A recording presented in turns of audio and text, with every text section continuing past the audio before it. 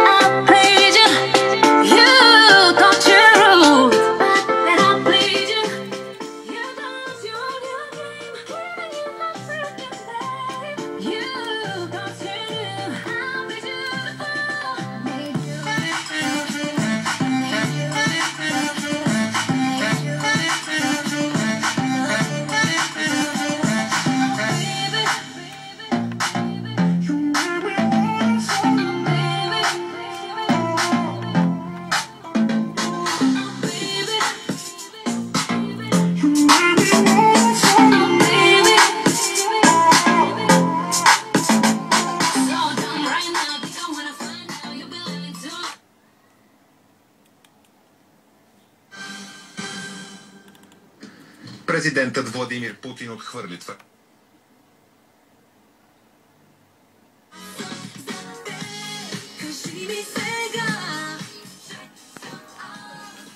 И там модулачи се е издарило тотално.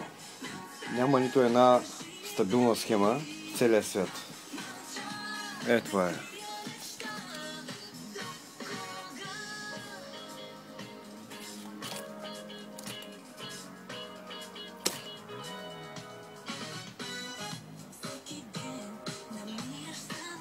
Значи хора, внимавайте какво правите.